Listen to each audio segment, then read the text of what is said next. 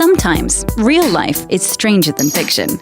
This is a reality trip with Ben Fama Jr. Hello, everybody. This is Ben Fama Jr. You are listening to Reality Trip. Thank you guys so much for joining me today. We are broadcasting live at Facebook at facebook.com/Ben Fama Jr. That's where you can give us all your comments, your questions, suggestions, anything you want to talk about today. But I want to talk about a really important subject that I think we should be talking about on a perfect day like April Fool's Day, which is about bullshit. And I don't know if you're like me, but I tend to find everywhere I go, everywhere I tend to look, I'm surrounded by bullshit. Everywhere I look on my Facebook, there's bullshit. When I turn on the news, there's bullshit. And the question is that how do we actually learn to deal with this actual fake news? I'm not talking about what the president says is fake news. I'm talking about real fake news. And then what are the actual consequences of those fake news? What is the actual consequences of us not actually detecting it? My next guest is actually a perfect person to talk about this. He actually has a college class, like no bullshit, has a college class about bullshit. So no further ado, let me bring him in. Jevin West is an assistant professor at the University of Washington. He directs the data lab in the iSchool. His core research area are in data science and the science of science. He recently developed the Calling BS course with his colleague Carl Bergstrom. So please help me welcome to the show, Jevin West. Jevin, how you doing today, buddy?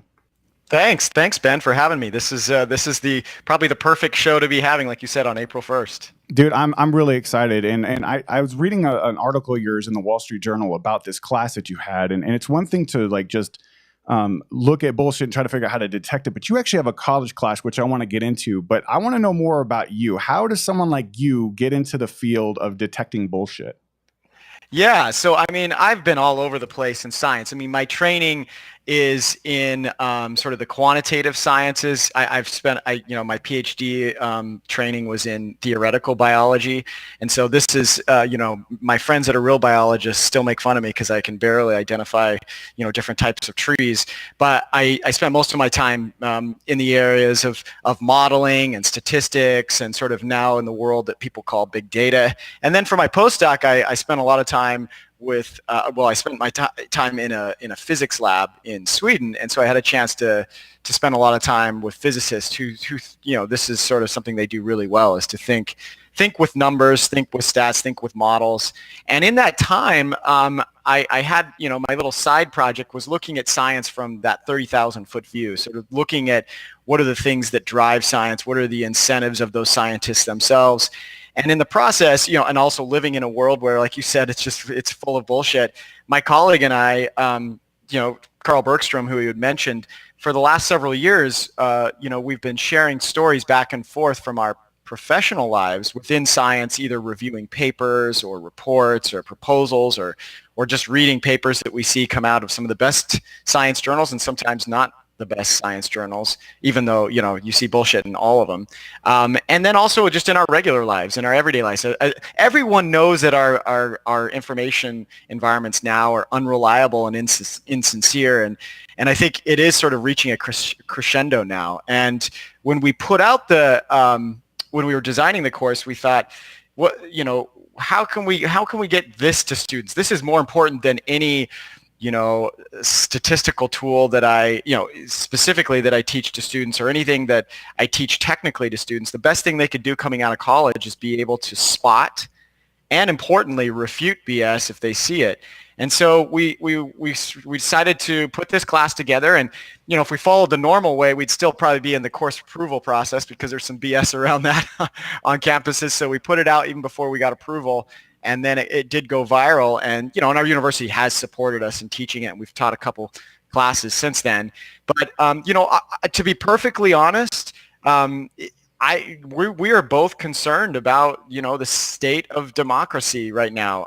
Because democracy depends on collective decision making that's based on, hopefully, good information and things called facts. And this erosion of our democratic institutions and trust in those institutions is frightening for anyone that cares about the sort of the world we live in. And enough was enough. And so Carl and I said, we spent hours and hours discussing how we would what kind of material we'd put together, and then we just put it out online. And within a couple hours of putting it online, it spread, and there all over the world. Tens of thousands of people were on the site just overnight. We pushed it to the web, and overnight we woke up and there was just people from all over the world. So I think, like I said, I think people around the world, this isn't something they don't know. They know it, and hopefully we can help them sort of fight back.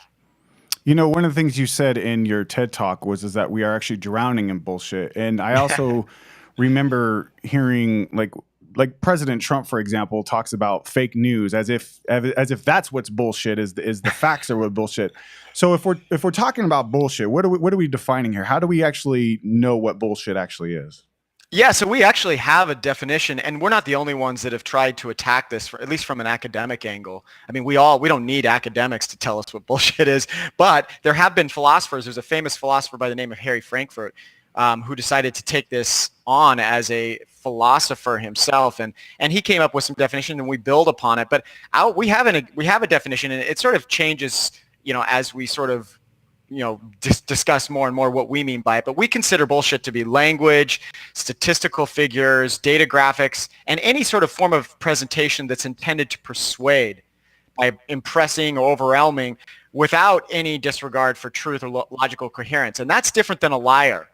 Because a liar, we consider, and so did Harry Frankfurt, the liar sort of knows the truth and sort of just wants to move an individual away from the truth. Whereas a bullshitter doesn't really care what the truth is. Whether he or she is telling the truth or not telling the truth, that doesn't really matter.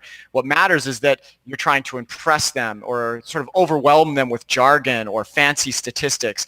And you've sort of heard in our definition, you heard these things like data graphics and statistical figures. That's our expertise. And so when people say, philosophers have been talking about critical reasoning and in a sense sort of fighting against bullshit for a long time. So what's your take? And so our take on it is this this new tool that we have in society, which is using fancy statistics and numbers that sound very authoritative, as if they come straight from nature. And these are the kinds of this is the kind of bullshit that people don't question as much. So if I told you, 98% of Americans believe that MacBook Pros are superior to PCs or something.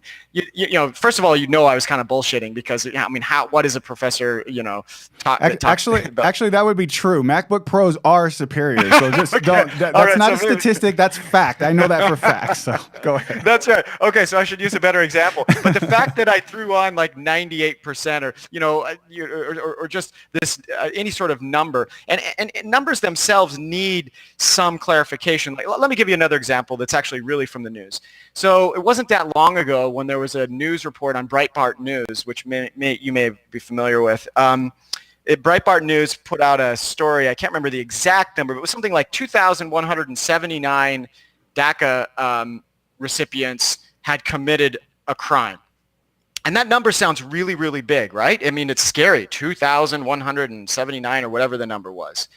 But the problem is, these kinds of things are put out all the time with these numbers when that doesn't mean anything. So if you took that number, so actually Carl and I actually did this, we took the number and we looked at what the percentage of all DACA recipients had committed a crime, and it turned out to be 1/3 of 1%. So when you divide it by a number so you can compare it to other numbers, that number was actually much smaller than all Americans. If you take all Americans, these are American citizens, 8.6% of them had committed some sort of crime. So now you have 1/3 of 1% versus something 8.6%, and that 2,179 isn't as big a number anymore. And so it's these kinds of little tiny tricks where you want to make sure that you're always comparing numbers in context. So if you hear a number from someone, you should be saying, well, what's that compared to? Another example was that Fox News, and by the way, we attack the left media and the right media because it comes from both sides, certainly. But Fox News reported, not that long ago that the food stamp program had wasted $70 million last year due to fraud, and that, questioning whether we should keep the program. But if you took that number and put it in context for the entire budget of the food stamp program, it was like a waste of, like, let's say 0.2% or 0.4%, which is amazing fraud rate, loss rate that the retail industry would be super happy with. So it's just these putting numbers in context, making sure you're comparing apples to apples instead of apples to oranges. We see this all the time. Making sure, if a data claim sounds too good to be true, it probably is. It's just these really basic things that you apply to numbers as sort of our focus of the class. I remember on your TED Talk too, you were talking about, I don't remember exactly what it was, something about Facebook, how a certain percentage of people that read Facebook headlines only read the headlines. And then if you actually click through, it's actually, you want to talk about what I'm doing before I screw the whole thing up about what we're talking about? No, you've got it. I mean, it's hard nowadays. I tell students all the time, calling bullshit is exhausting. It takes a lot of energy, especially because we're just getting bombarded with information. We can't call bullshit on everything, but we're essentially, we're looking at these headlines, and these headlines are a result of like a game of telephone, where you start from the original report or you start from the original scientific paper.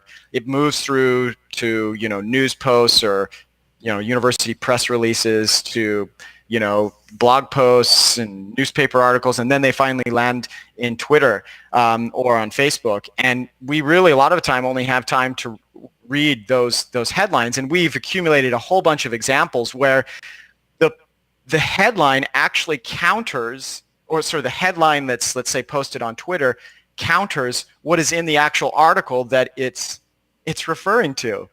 And so not only is it just an inaccurate representation, like it's not, in line with the same kinds of numbers, it's actually sometimes the opposite result. And so that's just due to the fact that most people don't check. And even those that do check will post, and they'll reply, and they'll say, hey, you guys, look at, this is not this is exactly the opposite of what the news article says. Someone should read this. And of course we ignore it and move on to the next 24-hour news cycle news piece or whatever. But yeah, so we have that sort of problem. The other big problem is even when people don't believe that a certain claim is true, many times they'll share that as a signal of being a part of a tribe. And so this is something that philosophers and people working in this area now call sort of tribal epistemology. So what we know about the world isn't so much dependent on empirical evidence, which I wish it was. That's really how we should look to evidence as a way of knowing how the world works. But instead we say, even though I know this claim about Clinton or Trump or whatever is not true, it's so preposterously untrue, but by sending it, I'm signaling that I'm part of the Trump camp or I'm part of the Clinton camp. And so because of this tribal sort of loyalty over empirical evidence, that's a problem all by itself, and that to me is very concerning. And there's ways in which we can maybe attack it, but it's something that I think is contributing to at least some of the sort of echo chambers that we're seeing on social media. That's such a great point, because one of the things that I usually do is I criticize both the left and the right. I might have more left-leaning positions, but I have some conservative positions. But I tend to find that when I'm out there criticizing people, even in my own party, that they get seriously offended by it. And the one thing that I was concerned is this groupthink mentality. And I love how you brought up how it doesn't matter if you are left or right. You're capable of being misled down wrong rabbit holes of information, especially right now when we live in these like echo chambers where you don't know anything outside of anything that you actually know. So when we're talking about this, and we're talking about like you could be guilty from the left or the right or anything like that, where do we go when we're trying to understand, for example, like one of the things that drives me crazy is like when I go to a YouTube channel and I'm trying to verify something, right? I think one of the most recent things I did was, I think I was looking up this claim about vaccines, the anti-vaxxers out there. Yeah. And so when I went to look for the counter argument, they actually made a video for the counter argument to explain their argument, if that makes any sense. So you get this headline where you think you're anti-vaccines debunked, and they'll take that headline that you think you're searching for, but then make their blog, their article to even support. I see this with pyramid schemes all the time. Like Amway, for example, is a pyramid scheme, right? And they say the truth about Amway, but then they go in there and they try to address the same type of thing. Can you talk a little bit about that? Like what's going on there? Like how do we decipher like the actual information from people deliberately trying to force us or coerce us into believing something?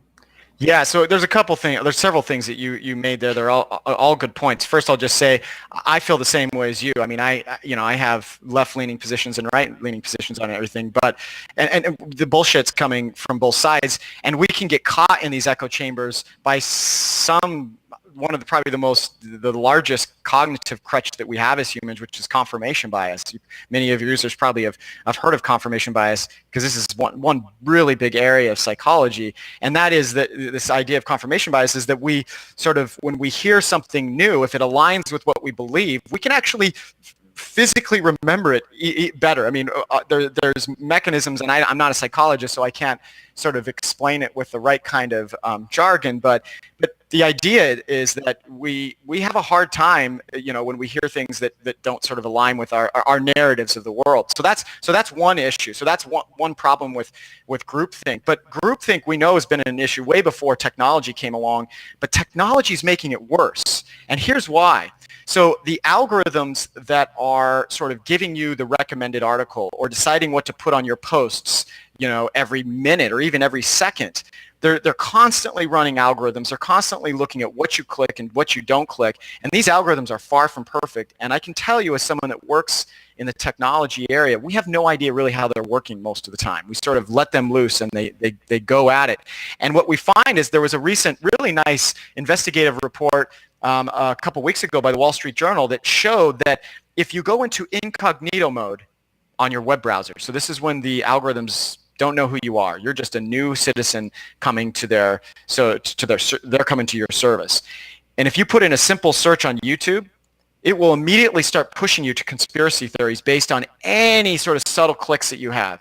And that's far different than the algorithm that you would maybe sort of get if you went to Google, which does a little bit better at finding authoritative information sources. So we have algorithms that are they're facilitating this groupthink that you're talking about, and that becomes a problem. Here's the other thing that's a problem with technology in the world we live in now, around sort of getting caught into these echo chambers, that the search engines are only gobbling up. They can only gobble up what's out there. So if you and I, Ben, came up with this this new conspiracy theory, and it was this, that your show was basically forming a coup.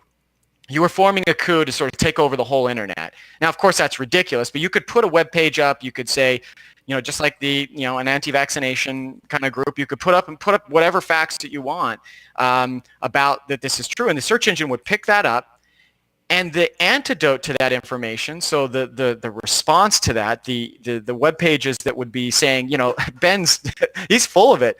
He's not he's not taking over the internet, whatever they're saying. But that doesn't there isn't enough time to have a response to every crazy idea out in the internet. But if you searched it, if I said, Ben is forming a coup, Google would probably pick it up if I had the right website. And so that's what people see, and we sort of see what search engines tell us is truth. And so I guess my main point here around groupthink, I mean, there's a lot of work from the areas of psychology about that cognitive crutch all by itself. But technology right now is facilitating that groupthink is sort of my main point.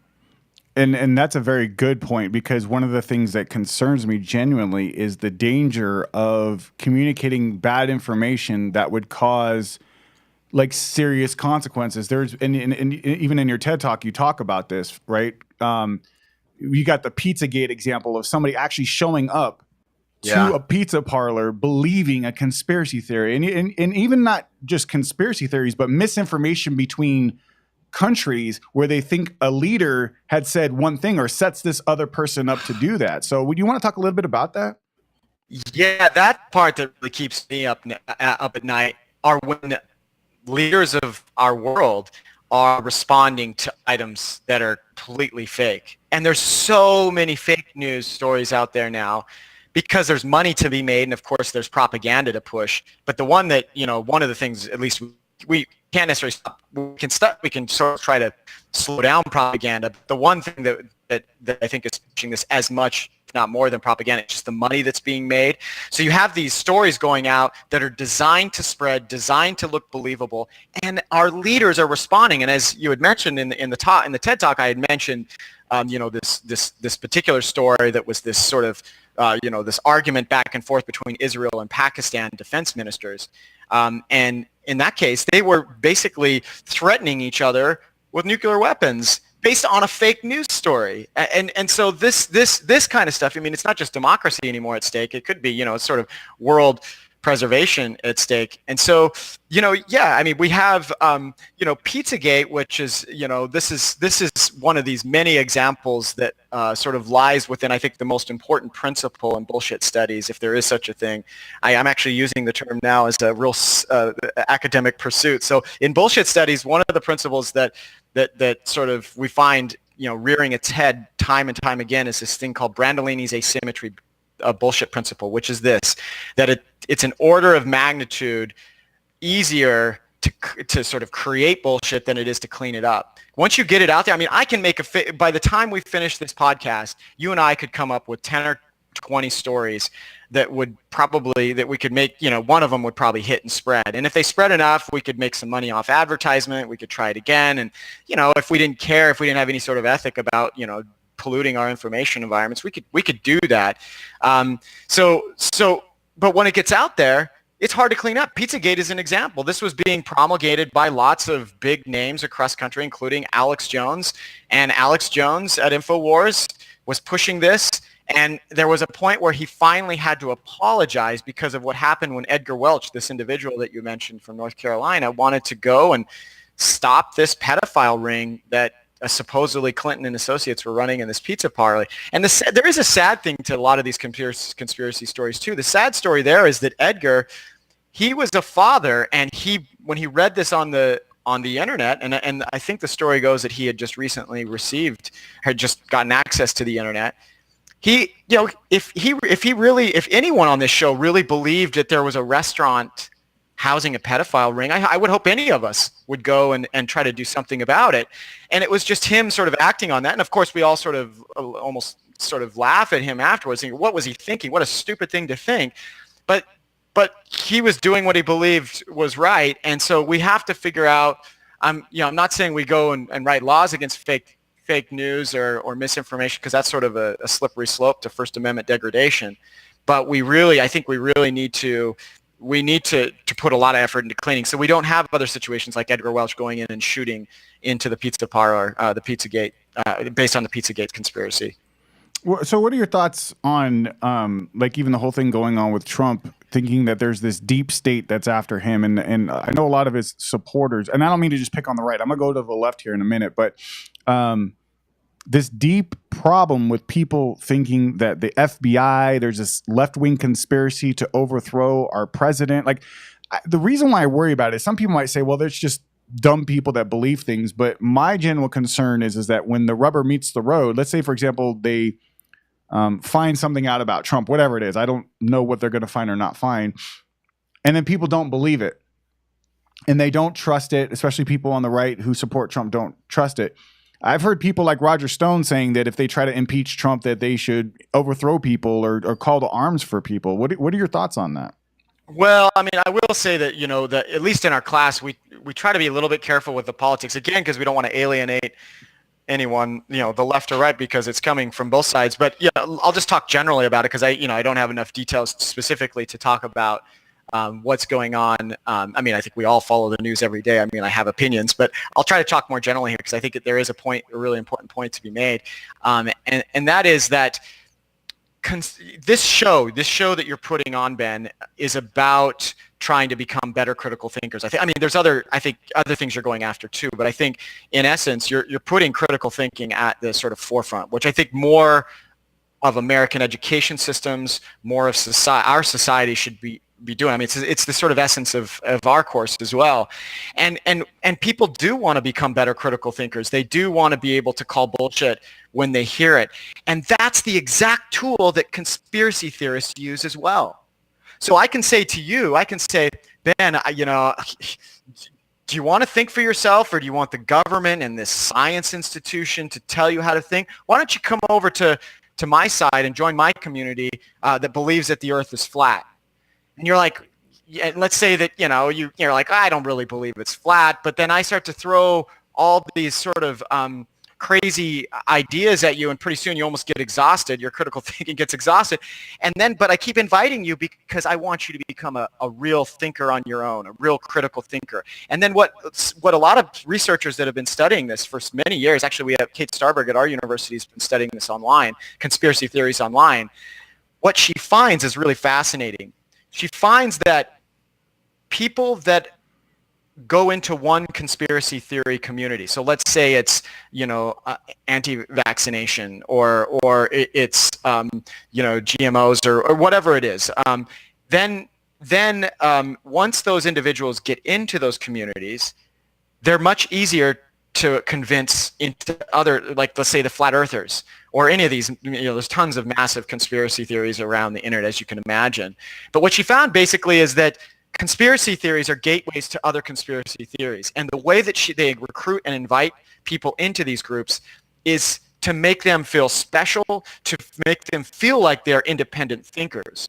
And so by doing that, I mean, you can get people to start believing things that they probably wouldn't ever believe. And there's all sorts of tricks that conspiracy theorists can do to sort of recruit individuals. And what's going on, at least in our society right now, I think everyone sort of knows this already, is that foreign adversaries and other groups as well are trying to erode our trust in our institutions by feeding us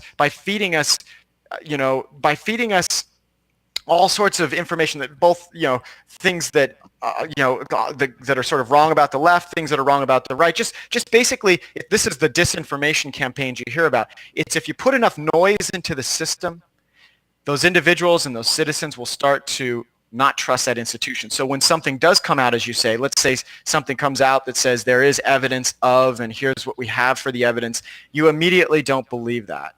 And so we depend, a democracy depends on having some trust in our institutions and in expertise. So you don't go to your surgeon and sort of question your surgeon whether he or she actually knows how to connect the valves in your heart if you have an open valve surgery. But that's what we're essentially doing to scientists and to experts that that are closer to the truth than someone like myself that knows nothing about, let's say, heart surgery. So I guess to circle around to what you were saying is that if you can sort of erode trust enough in the institutions, like institutions that have been around a long time, whether it's the FBI or whether it's a scientific institution studying the effects of humans on climate change, if you can erode that trust enough, and then anytime something comes out, then there's sort of this immediate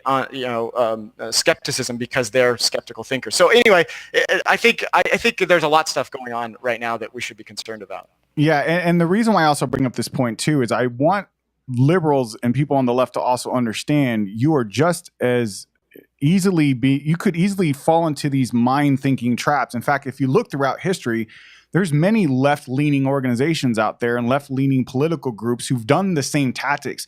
What I'm just addressing right now for people on the left listening to me is just what's going on in our society now. It doesn't mean this can't happen over there. And if you look at history, and I've said this many times, and I would love this analogy, and I get it from Animal Farm, George Will's Animal Farm, how the revolutionary becomes the tyrant. And and I'm generally actually concerned, even on the left. This is why I call out the bullshit on the left. That it's easy to put a box over here on the right and say, well, you're all a racist and you're all of this. But if you can't identify your own bullshit and don't think that you're any different than the monster you're trying to overcome, you could just as well become that same exact monster. Yeah, I mean, one of my favorite episodes, I think it was during the 2016 election, The Daily Show, or one of the comedy news shows actually went to the Democratic convention and they sort of, the interviewer was saying, you accept everyone, right? Oh yeah, we accept all opinions. We accept, diversity is really important to us. But do you accept, this individual that was sort of the canonical, right-leaning individual? And well, no, we would never accept, thinking, about, listening to that sort of idea. So, I mean, it's the left and the right. They both. I think you're exactly right, Ben. It comes from both sides. And I've lived in a small community in America, and I now live in, ultra liberal Seattle, and it's been good for me to see both sides and how, it helps me at least see how maybe the other group the other side is thinking. And I mean, there are plenty of things from the left. I mean, I can just tell you that you just mentioned the anti-vaccination movement is mostly arose out of the left, and it's being picked up by the far right a little bit, but it came out of the left, and it's mostly pushed by the far left, and that's disastrous for children's health, especially those that are immunocompromised and can't get vaccines and depend on herd immunity. I mean, I could talk for the entire show about the vaccination problem that we have, and that's mostly coming out of the left.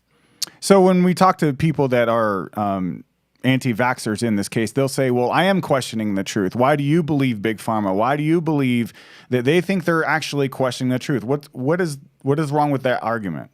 Yeah, there's nothing wrong with question. We should always question. That's sort of the central tenet of science, that you never can prove anything. Very rarely can you ever prove anything to 100%. You're always looking to extra evidence, more evidence that will either confirm model that you have about the world, or it sort of provides some evidence against it. And with the vaccination thing, sure. You should always, question the incentives of big industry like pharma. And there are many things within pharma that we should be questioning. I mean, the whole opioid crisis is an example of something that, that's something where we should be sort of maybe having some discussions with the pharma industry. But with the vaccination stuff, there's few things in medical research that we've spent more money trying to refute and have no evidence. It's not just that the Wakefield paper in 1998, this was this famous paper by John Wakefield, who published this paper claiming a link between MMR and thimerosal and autism. That, it's not just in refuting that, it's in all the other studies that we've been doing across the world trying to see if there's a link between autism and vaccinations. And the fact is, there is no, you ask the people that, have done all of these studies, there is no link. And so you can question it, sure, you should keep questioning it, but the evidence is so strong at this point that we don't see a link that it's I think irresponsible not to listen to our professional healthcare researchers and healthcare providers. So let's call bullshit in our own backyard for a minute. I'm an advocate for science and education, but I can't go pointing fingers at other people without looking in my own backyard. What is the bullshit you see going on in science and education? Well, I think I think we're having trouble teaching students how to think with data. That's sort of the main theme of the class that Carl and I teach. And that's I think educators are at fault there. I think part of it is that I think this teaching to the test and teaching too many sort of memorization type tasks in class, and not really sort of doing the kind of sort of critical reasoning training that maybe the humanities do. I mean, one of the things that Carl and I want to do is actually bring the humanities into STEM classes more. It's not that it doesn't exist; it does exist. But I don't think we're teaching students in science and STEM. There's two things that I think we're lacking. One, I don't think we're teaching them how to reason quantitatively well enough. I think we should do a lot better job. That would help them call BS more on things like, the anti-vaccination issues or some of the issues around just general science knowledge. The second thing is, I don't think we're teaching science in a way, or sort of the sort of discovery process that it really is. I have friends that, were probably interested in science when I was younger, but they hated the kinds of ways these classes were taught. It's like, okay, go memorize about, 100 facts about this part of biology, or, memorize the dates in which this physicist said this or did this. That's not what science is. Science is this beautiful lens into how the world works, and it's a process. It's a method it works darn well. It's not perfect, but it works darn well. And if we could convey in this classroom the fun, all kids, I think, love discovery. They love They have this innate curiosity, and I think we need to be doing better tapping into that. And that doesn't say that teachers aren't doing that. And I'm not completely blaming everyone. I mean, I can always improve my classes for sure as well. But I think those are the two areas that I think we could do better in, at least science education. What do you think, Ben? I'm curious because this is I think it's a really good point. But just your thoughts on this. One of the challenges for me is as a non-scientist is how do I discern information to being correct. I trust science, I trust journals, but I'm starting to find more and more that not all journals are what they're cracked up to be. I had somebody on my show recently, he wrote a paper called The Conceptual Penis. It was actually a hoax style type paper. And the question I guess I have because of my thoughts is that, I trust the process of science. I don't think it's a religion. I don't think it's always correct. But the problem is that non-scientists try to look at these journals or these headlines for these journals, and I'm looking at it like it's Chinese. I can't always understand everything in it. And so how do I decipher, you know what I'm saying, as a regular individual, what is the truth? And then on top of that, what's worse for me, what I'm really upset at is when there's this pop psychology or this pop science that I trust. I mean, not being a scientist, I turn on the news and they say, 2 out of 3 people, here we go to statistics again. If you eat chocolate one day, you're healthy, and then the next day you're not. And so how do we, as just regular people who have busy lives, trying to take care of our kids, doing whatever we do, how do we decipher all this information? How do we know what to trust and what we're looking at? It's a really good question. I'll tell you what, even those that live in science. So I sort of publish in science journals. I even study that's the science of science. So that's looking at science as the sort of object of study all by itself.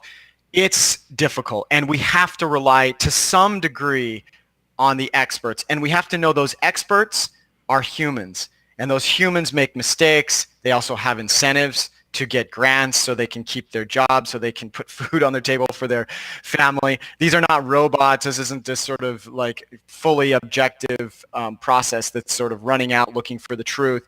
And so how do you do it? Well, there are actually some tricks. In fact, in our class, we spend 2 weeks of our lecture talking about how to assess, the sort of, let's say you could call it sort of the reliability of certain scientific journals versus others, because we have a problem in science right now, and that is that we're being overtaken by what are called predatory journals.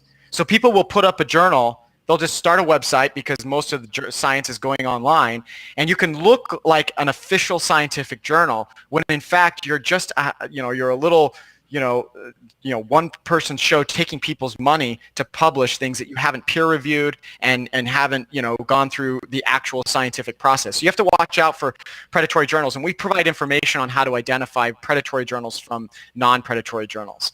The other problem is that we have some issues in science where we only publish things that are below some arbitrary, what we call a p-value of 0.05. We're basically only publishing positive results. And that's a real problem that we need to clean up. And by the way, we talk about all the problems of science, but despite all these problems, science still works for the most part. But there's things that we need to clean up in science so that regular people that are working everyday jobs that aren't scientists can maybe assess to at least a better degree. So we depend on science journalists to help do that translation. We depend on reviews. We depend on information gatekeepers that are trained, maybe in science and in journalism, so they can translate. Because I live in science, and I couldn't read 99% of the literature because there's so much jargon and so much technical papers out there. And then, of course, what we do see most of science, as you mentioned, Ben, are things like, pop psychology or nutrition evidence. So it's like, today, let's say it was in the headlines of, Washington Post that drinking wine is good for you based on a study out of, Oxford or something. But that was probably the 588th study that showed that it was positive. And there's been, 425 studies that have shown that it's not, doesn't show that wine actually improves your health. So if you could see that how many shown it and didn't show it, and actually maybe they're all right, that's part of science, is that it's really complicated. It's really hard to set up experiments to get definitive answers. So we always are sort of working closer to the truth. And so that, I think, having people appreciate how difficult it is, especially when things that involve biology, sociology, psychology, these things are really hard. And those are the things that we read in the literature or that we see in the sort of news. But I think, what can people do? I think, just trying to understand, at least what journals have a better reputation. It doesn't mean they're perfect. But if you see something published in the journal of nobody cares, it's a journal that has, some fancy terms but just came online, that's when you want to be a little bit more skeptical of, rather than, if something comes out in the Lancet or comes out in Nature Science, doesn't mean that they're perfect, but I can tell you that they went through pretty severe peer review. What about authority fallacies? For example, a lot of times when I'm debating people, I've debated, a perfect example is when I'm debating vaccines, and they give me an article from a doctor with a PhD. We talked about this before the show. Or if I'm debating UFOs and somebody says, well, this military person said this. Can you talk about the authority fallacy in this conversation? Yeah, the authority fallacy is so bad. And actually, Carl Sagan talks about this a lot in his books. There's several. He's written several. He wrote several great books about countering these types of things. And I think that's really difficult, especially if you're trying to have that debate in real time, and you can't go check that source, because if you had time to check that source, you could say, oh, did that person, let's look at their study, let's look at what previous work they have done before, and you could sort of dig into it. But I mean, when someone sort of throws out some sort of authority figure or supposed authority figure, it's sort of, you kind of just, it's not that you have to throw your hands up, but you have to say, okay, let's, how do you know that individual has the right information? You can just start digging and questioning, but it's really, I guess the answer there, it's a really, really hard thing to respond to in real time. Yeah. Do you have a thought process when you come across something like, and maybe this will segue into what I want to talk about with memes. We were talking earlier how, first of all, I can't stand memes. I hate the really, really bad memes, but I want to overlay memes and even documentary films. Let's just say media that one is manipulated. For example, I mean, I'm an expert at Photoshop. I could pretty much make anything I want to if I wanted to. And you talk about that in your talk. You were showing, I guess it was an athlete with a burning flag, but he didn't actually have the flag there. So actually, before we get into documentaries, let's talk about that first. So let's talk about memes, Photoshop, the dangers in that type of media. Well, one of the things about memes is they tap into deep human emotions. Like the one that you were mentioning about Michael Bennett burning the flag in the Seattle Seahawks locker room. That was like that immediately taps in, whether that was true or not true. It's going to tap into people's patriotic feelings. It's going to tap into their fears and their angers, as you've talked about in other work that you've done. And with memes, they are designed to go viral. They're designed to spread, and they spread partly because they're tapping in to these emotions.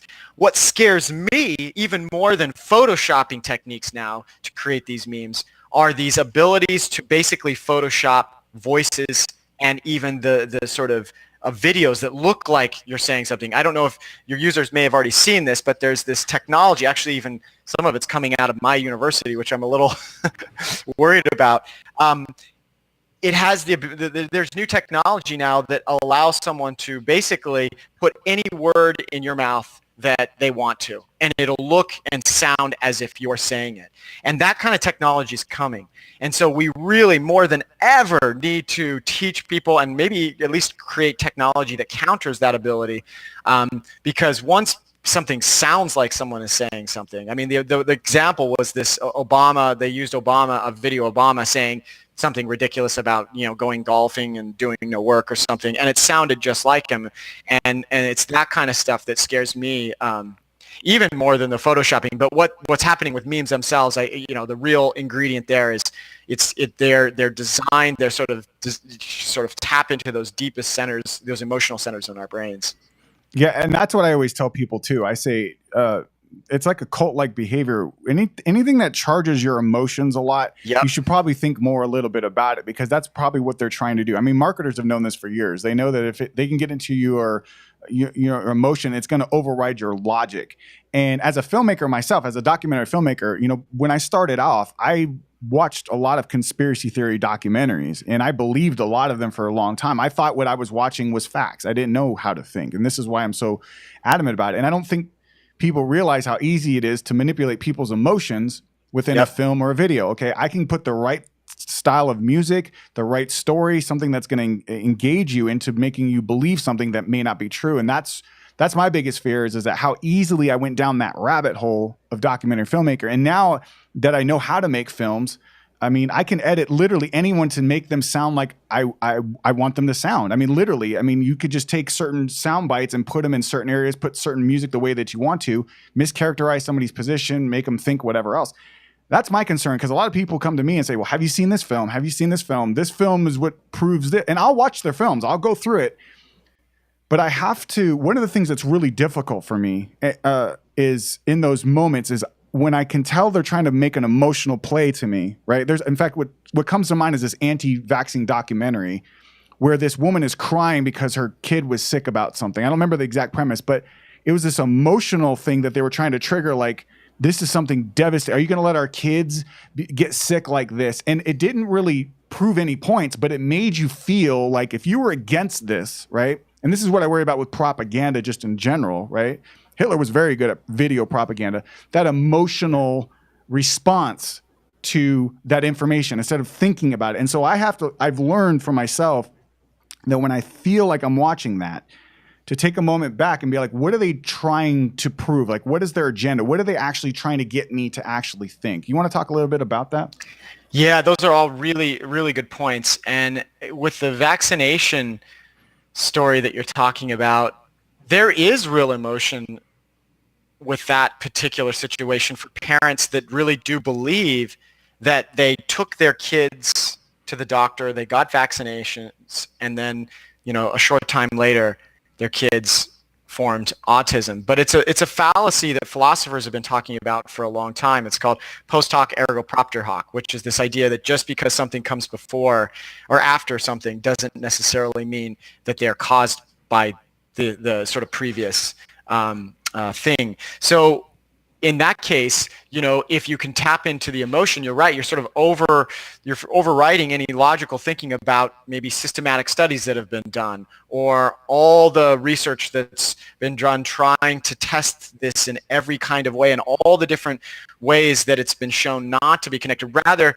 than sort of saying, are you against, saving kids, like you're saying? I mean, that's, if you tap into that, I mean, it's once you've tapped into that and you've sort of turned people off to listening to any sort of logical, argument, that might support or go against it. That's, yeah, you're sort of already behind in the sort of battle to try to come to sort of some logical conclusion together as a community. But I think with film too, it can be used effectively. I mean, it's not always a bad thing. It's not. I mean, just as someone from an outside, I'm not a filmmaker, but I think those kinds of things can be used effectively and in good ways and not just manipulative ways. And so, I don't see that that's always a problem. But I mean, even with the Emma Gonzalez thing where you had mentioned, the recent meme that went around of her ripping up the Constitution. Well, ripping up the Constitution to a lot of Americans, that's just completely unpatriotic. It's sort of against our country and our beliefs, when in fact she never did that. But as soon as you've ignited people's emotion about this, then you sort of, it gives you some adverse sort of maybe reaction to Emma Gonzalez, which that's not what she was ripping up at all. She was ripping up, a gun target or whatever. So yeah, I mean, it's people. I think this is the lesson to be learned for if you could teach every American about it. If something sounds too good or too bad to be true, it probably is. And to build on that, if something taps into your emotions and causes an emotional reaction to a great degree, you should at least start questioning it. Right, and that's what I agree. I always try to tell people that too. Don't let your emotions override or get in the way of the facts. And people think I'm trying to say to be emotionless. I'm like, no, emotions are extremely important. I love psychology. That's what I study more than anything. And it's not that the emotions are bad. It's just you got to be careful when they're overriding certain processes and to get you to think. And this can apply for so many areas of your life, right? It can apply to whether you become a cult member, whether you join a political organization, or basic things as buying a car, right? Not getting emotionally caught up in the impulse to buy something that a salesman is trying to get you to do. I think there's practical applications for learning how to detect bullshit. It doesn't always have to be political. It doesn't always have to be a conspiracy. It's is this person selling me something that's not correct? Is this person telling me the truth? Is my daughter out till 2:00 in the morning? There's so many ways to detect bullshit. I think it's right. And actually, I love how you said that too, that this can be used beyond just trying to detect whether our politicians are bullshitting us. Because we actually know almost all of our politicians are bullshitting us. But to bring the car salesman example into sort of a practical use, the three simple questions that everyone can ask are, who's telling me this? How do they know it? Sort of what's their expertise? And what do they have to gain from it? And if after you've answered those three questions, that will help you start to get at sort of a more sort of rational, assessment of what might be going on. It doesn't mean that even if those three questions, after they're answered, they might, sort of be as if it's a car salesman, but at least it sort of gets you sort of away from that immediate emotional response of getting that nice new red Corvette or something that's sort of driving you. At least you're sort of asking these questions in a way that'll make you, maybe address the situation a little better. And I also want to say, Ben, I really appreciate you talking about how, you had sort of, felt like you maybe were falling prey to some conspiracy theories. Because I'll tell you this, everyone is prey to that, and everyone is susceptible to it. So I don't there's no one that's completely immune from these things. And I think if people just sort of recognize that we're humans, we have like the operating systems that run our brains.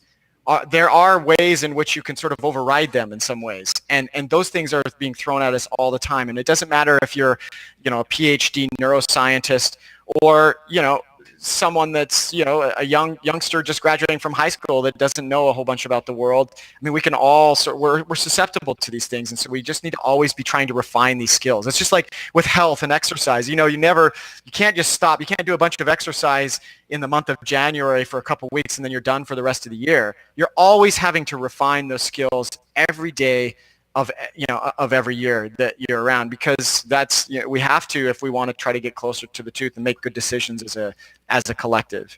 Yeah, and it's uncomfortable, and I think that's what it is. It's like a muscle. You got to learn to use it. And even though I know this and I make films about it and I talk about it and I tell people this all the time, it doesn't make me any less immune. I mean, you can't know everything all the time, but that's usually when I try, even though it's uncomfortable for me. I'm sure there's a area of the brain where there's this discomfort when you're trying to think critically about things. But when I hear these social arguments going on, I try to look at like, well, what's the deeper underlying thing there? And I know people get uncomfortable when I say that, and I just call out the bullshit on it. But I'm not trying to just pick on people. I'm trying to say that if we're going to be serious about solving problems, there's got to be a process in how we do that. That's why I think science is the best process, but I don't consider science to be this holy grail of anything. It's just it's the process of checking, knowing that we have errors in our thinking, and then trying to check each other. We shouldn't be afraid of being wrong, I guess, is really what it is. And I hate being wrong. Believe me, I ask my wife, I hate it, but I hate it so much that I try to figure out when I am wrong and try to change my mind when I can. But it doesn't mean I'm always going to. I'll probably post something and 10 years later, look back and be like, oh, I was wrong about that. People could look back 5 years ago. I had one position then and I changed my mind. They're like, well, you flip-flopped. No, I'm trying to put myself in a position that it's okay to be wrong. It's okay to change my mind. And I think that's one of the best ways we can detect bullshit is checking our own bullshit, really. You said it. One of the most the sources of bullshit we have to check more than anything else is ourselves. And it's sort of calling bullshit on ourselves. That's sort of where we have to start. And like you said, we are humans. We all make mistakes. But we need to live in a society where we have self-correcting mechanisms, where it's okay, as you said. I love how you stated it. It's okay to be wrong. In fact, we should all help each other. In fact, this class that Carl and I put together, Carl and I call bullshit on each other all the time. And we do this in class in front of the students so that people can see how you can do this in a civic manner. We need to bring civics back so that we can start calling bullshit on each other and do it in a way that isn't an ad hominem attack. It isn't sort of attack on a character or someone that's because they're stupid. We're doing it so we can clarify each other's thinking, and we can be better critical thinkers. I think that's what we should be after, and I think that's what what your show you're trying to do and in your films, and I think that's what we need to be doing overall in all our institutions, not just education, in a better way. That's so good. So good. And real quick, we're getting ready to wrap up here real quick. Just to talk about the class real quick. If somebody decides to join it, what can they expect? Give me a walkthrough of the program briefly. Yeah, so I mean, we have this class online. We have lectures, and we're continually putting new information up there right now. And if people in your audience, if they find something, send it to us. We're happy to put more examples. I mean, in fact, most of our best examples come from things that others send us. We're making what's called a MOOC, which is these massive online courses that anyone can take it. Right now, you can watch all the lectures and you can go through the material, but we want to create an interactive version as well that anyone can take. Just so you know, it's all publicly available. Our university allows us to give it away free. We have over 60 universities that have contacted us about the material and using the class. And of course, we say absolutely. This is probably the most important thing that Carl and I can be doing right now is trying to get this out and try to help people. I mean, because by the way, we're continually learning too. One of the reasons you teach a class at a university is so that you get to learn that material. And so we're getting to try to be better sort of bullshit callers ourselves. So the class is, it's meant to sort of, it's meant to focus on the bullshit that's wrapped in data specifically. But of course we do talk about fake news. We talk about some of the issues in science but we can all just, we can always just keep getting better. That's sort of the goal. And there's we try to make the class a lot of fun too. We don't take ourselves too serious. And the examples that we use are from both left and right. We sort of make fun of everyone, including ourselves. And so not the people themselves, but make the kinds of things that are coming out of the different media. We make fun of all the media. We make fun of science. We make this is everywhere. So we just need to just sort of get better at it. And I know that you were talking about too, where you said you have a clean and dirty version, not dirty version, but just where the reason why I'm saying this is because I'm the type of person, I'm very free speech. I cuss, whatever, but I know that may not be for everyone. And I want people to know, no matter where you are, you can take that. You want to talk a little bit about that? Yeah. So we have two versions because we do care very much about that. The word bullshit is nice, and, calling bullshit has a real meaning in the English language. So it conveys something that we thought was important for the class, but it by no means is centered around having to have that. So we have a non-swear word version. Instead of going to callingbullshit.org, you can go to callingbull.org, and we've stripped all the sort of swear words out of there, and we've made it sort of sanitized for high school classes in particular. So they can take those, and we're even thinking of changing the name eventually if it's too offensive, because the material is, I think, what we really care about. It's not necessarily the word bullshit. I love it. Do you have statistics about which one's doing better?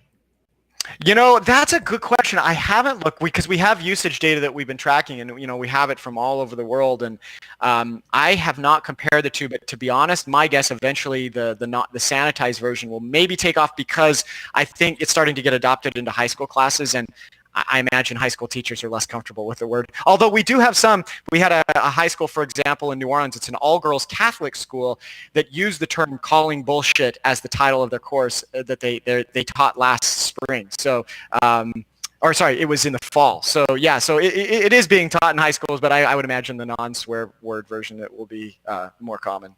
That's awesome. Well, we're going to go ahead and wrap it up here, Jevin, but thank you so much for going out there and doing all the hard work. I mean, really, sincerely, I know this is a battle. I know it seems like it's almost like a thankless job. We really are living in some strange times, but like you said, it's harder to deflect the bullshit than to just post it. And I think we really need critical thinkers and people out there fighting that fight. I mean, it really is a huge fight. So truly, thank you for being out there and doing all this hard work. I really do appreciate it. Well, thanks for having me on here, and you too. I think you're doing it, and many others out there. This is going to be, we're going to require everyone has to participate in this if we care about health and our environment and all the things that we care about in society and making good decisions. We all need to be better, BS callers. I agree. So we'll have all the links in all the descriptions below. Jevin, again, thank you so much for having me, for coming on today. I really appreciate it. Okay, thanks, Ben. So that is our show for today. Again, we will have all the descriptions in the links. So whether you're listening to the audio or the video version on YouTube, and if this is your first time actually joining us today, if you're on our Facebook, make sure you hit like. If you're on our YouTube, make sure you like and subscribe and share, please. And then also on iTunes and Stitcher, we'll have all the descriptions for all the links to show you how to do that. So anyways, that's our show. We broadcast live every Sunday, unless there's technical problems like there was today, at 1 p.m. Mountain Standard Time on Sunday. So thank you, and we will see you guys next week. Peace out. You've been listening to Reality Trip with Ben Fama Jr. Check out more great content by visiting benfarmerjr.com.